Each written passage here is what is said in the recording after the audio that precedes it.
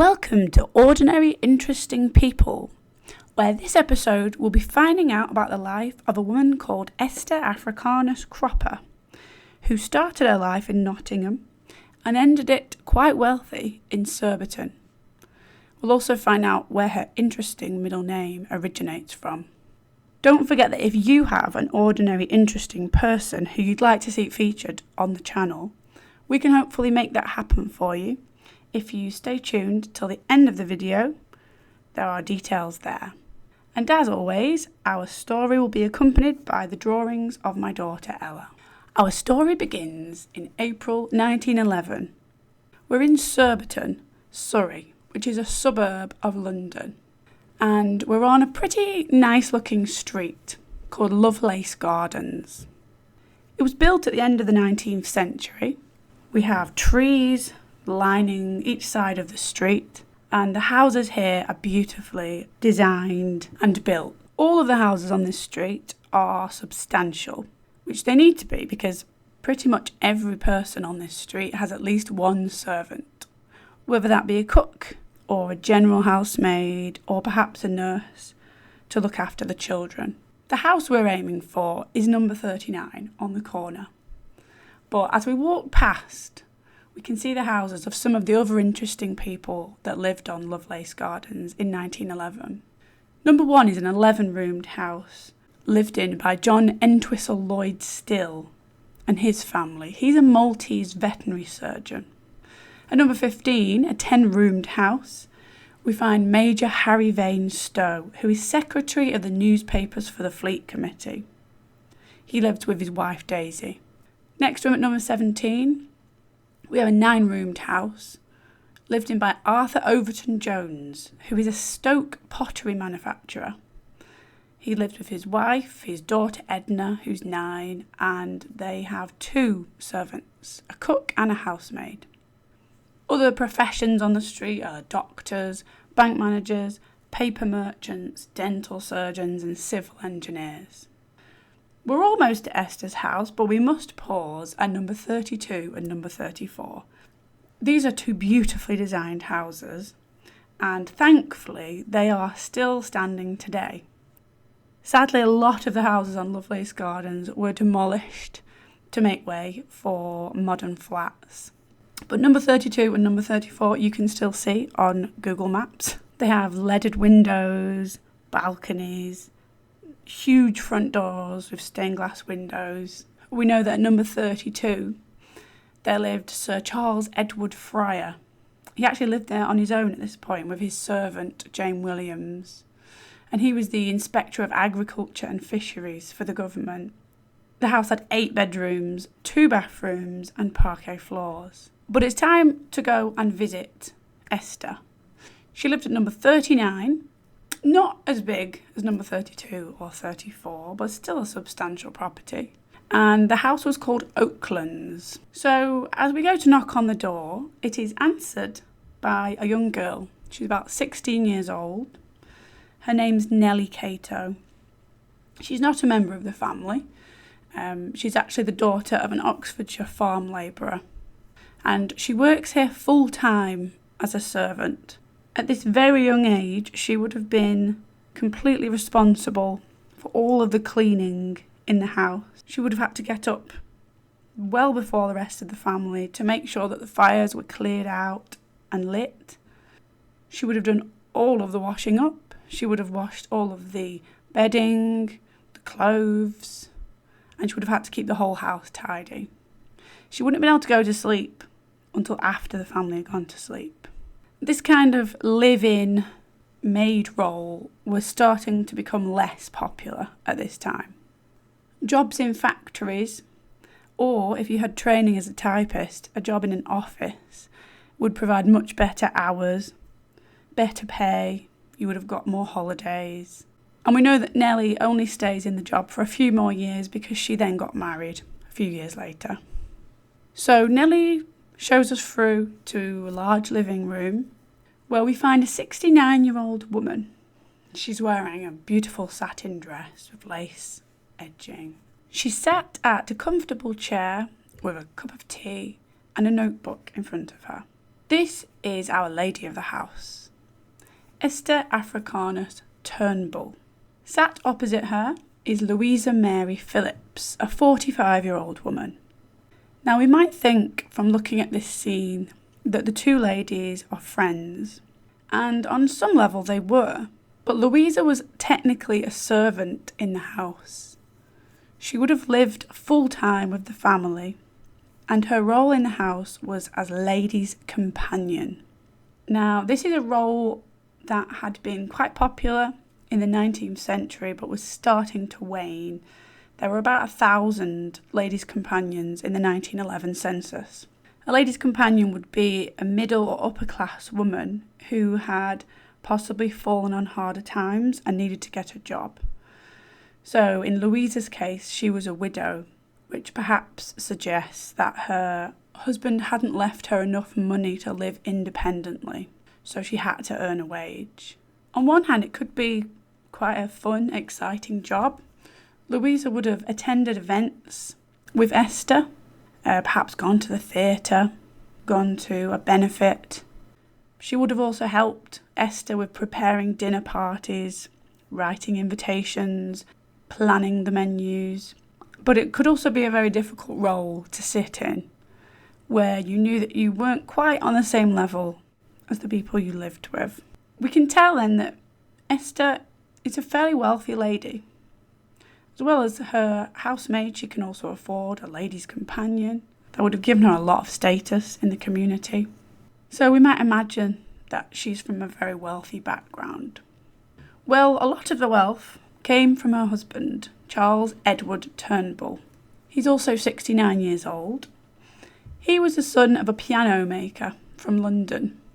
And in 1872, he started a business selling fancy goods and toys. Toys were starting to become quite big business around this time. Previously, in the early Victorian times, children would have started work very young.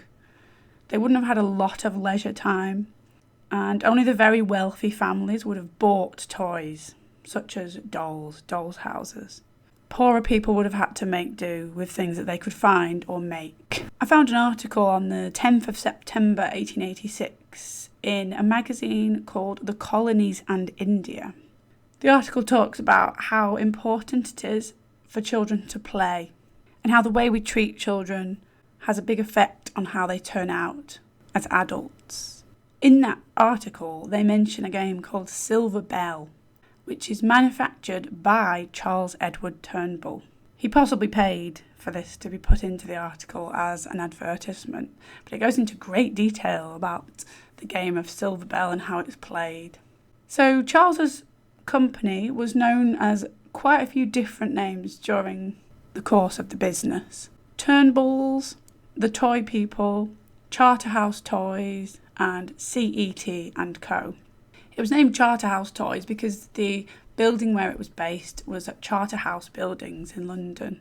Charles had a huge warehouse, but also a shop with multiple floors where people could buy the fancy goods and the toys. And he sold things like dolls houses, forts, soldiers, and games. Also working at the company were both of Esther and Charles's sons. Arthur worked as a travelling salesman, and Frederick was a clerk in the business. We know that both of the boys lived with their parents for their whole lives. They had a bedroom each, which they didn't pay any rent for, and neither of the two ever married. The business must have been booming because we find out that in 1928, when Charles died, he left the equivalent of £2.5 million. The couple also had two daughters. Sadly, Gertrude died in infancy, but their daughter Margaret went on to marry John Allen. He was a Scottish cornbroker, and the pair lived in Surbiton. They had a child called Stuart. He was 11 at the time of the 1911 census, and Stuart eventually went to live in Canada with his wife Mary, and later on in life he lived on Fifth Avenue in New York. I also found an interesting document that showed that he'd travelled to Brazil in the 1950s. His job was an exporter. He went on to have one child, Charles John Stuart Allen, who died in 2017. But apart from him, there were no other descendants of Esther. So we know that a lot of the luxury that Esther was living in was down to her husband and his business.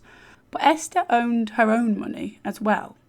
We know that when she died, she left the equivalent of £70,000. She came from a family of business owners. She was born in 1840 in Nottingham. Her father was called Samuel Cropper. He was a watchmaker. And her mother's name was Hannah Africanus, and she worked as a dressmaker. They lived on Chandler's Lane in St Mary's. Her dad, Samuel, was a bit of a character. And we know that her grandparents were not too keen on him. Esther's mother, Hannah, was the daughter of a man called George Africanus. Now, anyone from Nottingham perhaps will know who this is. He became quite famous in the area. But George had a very difficult start in life. He was born in Sierra Leone in 1763. This was a time in history where people from Africa were enslaved frequently and transported to other parts of the world by British, Portuguese and French traders.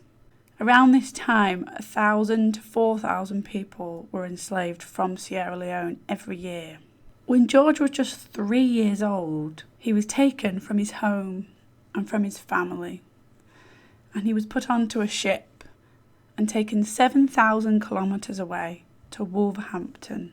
He was going to live with the Molyneux family.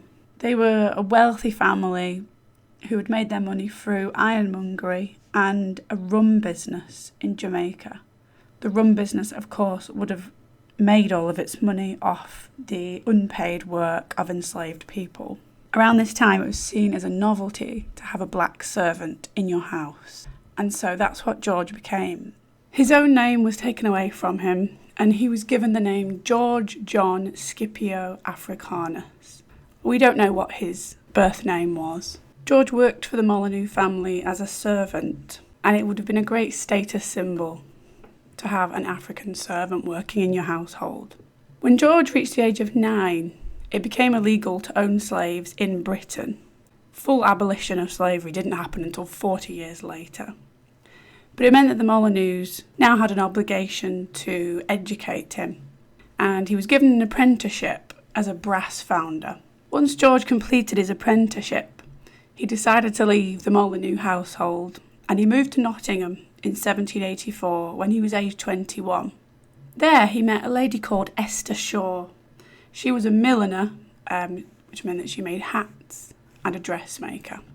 And the two got married on the 3rd of August 1788. George earned his money as a brass founder in Nottingham, and then the couple set up a register of servants, which was known as Africanus's Register of Servants. They would have compiled the register to help the employees and the employers to find each other. The couple also had 7 children, but sadly only one survived, and she was called Hannah. Their businesses thrived. They did so well by 1829, they had enough money to buy a quite substantial property, number 28 Chandler's Lane. It cost £380 at the time. This now meant that George was a property owner. Being a property owner meant that he was eligible to vote, which at this point in time, very few people were able to vote. George became quite a prominent member of society, which is quite a feat when you consider where he'd begun. So their one surviving daughter, Hannah, grew up and met a man called Samuel Cropper. He was a watchmaker, and on the 5th of October 1824, they got married. But George and Esther were not happy about this. They didn't really approve of the marriage to Samuel. They felt that he wasn't very good with money, and so in George's will, he specifically mentions that Samuel won't inherit any of his money and that all of it will go to Hannah. Hannah and Samuel had a daughter called Sarah Ann. She was said to be a very sickly child, and when she was only 3 months old, Samuel decided to leave. He travelled to France, and he didn't return to them for another 10 years. He claimed that once he got to France and he was earning money, that he'd sent money for Hannah and Sarah Ann to join him, but that clearly never happened. From France, he then travelled to Dronheim in Austria, and he seems to have had a lot of issues with money there because he was taken to court on a number of occasions. He then moved to Switzerland and worked there before finally returning home. Hannah and her young child, Sarah Ann, were looked after by Hannah's parents, George and Esther. Hannah also worked as a milliner and earned a bit of money that way, but George didn't want to accept money from her. However, Esther was quite cross that she had been left with her daughter and her granddaughter to look after, especially as Sarah Ann was quite poorly and needed a lot of looking after with nurses. So Esther took her son-in-law to court.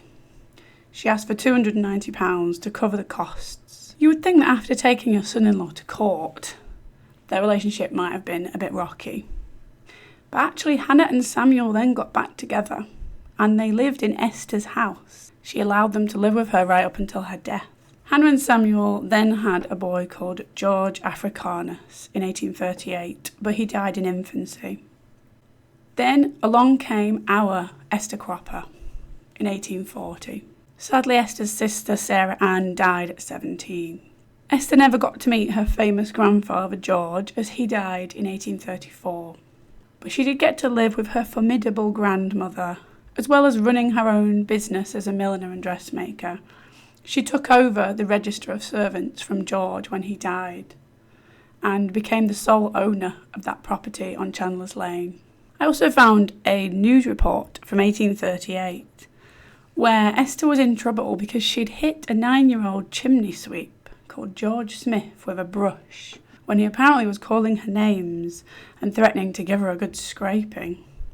The newspaper article was quite comical and described her as a stout, jolly dame. We also know that when Samuel tried to halt the court case, she didn't back down. She kept fighting for her daughter. So she was a formidable lady, but also forgiving, as she let them live with her for many years. I wonder if Esther had to be a strong woman. To be married to a black African man at this time was a huge rarity, and I imagine she would have faced some difficult treatment from the people around her. With Esther's passing, Samuel and Hannah now owned Chandler's Lane. We know that in 1862, the council bought the property from them, leaving them quite a substantial amount of money. This is perhaps where our Esther gained her £70,000 in today's money, as she was the only descendant, so would have inherited everything. So Esther was now living pretty comfortably with her family in Nottingham, and that was when she met Charles Edward Turnbull. The pair got married in 1865 and they moved to St Pancras. He, of course, then began his toy business, and when they got to their 50s, they decided to move to Surbiton to have a nice, comfortable life. We don't have any records of how Esther or the rest of her family were treated for being of African descendancy. We might hope that as George and Esther were prominent, respected members of the community, they would have been treated with respect. But newspaper reports from that time give us an idea of what people's views were towards people who originated from Africa. In a report in the Eastbourne Gazette in 1911, there is an upsetting quote. They say, "There is a peculiar odour emitted from the black man's skin." Reports saw black people as almost another species, something to be suspicious about. Certainly not somebody you'd want to accept into society. Another report in 1911 talks of 500 black seamen who were unemployed in Cardiff when the ship owners decided they only wanted to employ white men. There are also multiple articles that say that black people are less intelligent than white people. And it's hard to imagine, when the newspapers are full of this kind of news, these kind of views, that Esther, her mother Hannah, and her grandfather George would have been treated equally at this time. But a clue as to how the Africanus family felt is that both George and Esther were given that middle name, Africanus. And although it didn't technically come from their roots, it was given to George by the Molyneux, it still shows some pride in where they've come from. Thank you for watching the video. I hope you've enjoyed finding out about the life of Esther Africanus Cropper. We would love for you to like the video and subscribe if you're enjoying the content. And as stated at the start of the video, you have a chance to get your ancestor into an episode. If you email us at ordinaryinterestingpeople@gmail.com, send us all the details. We can hopefully create a video about your family member. And if you have any similar stories that you want to share, please write them down in the comments below.